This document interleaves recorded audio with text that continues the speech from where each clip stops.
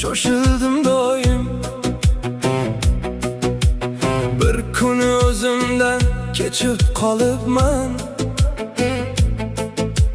Birovlar ko'nglini asrayman deya o'z qalbimni sekin sindiribman. Kimdir yig'laganda yonida bo'ldim, dardini dardimdan ustunroq bildim.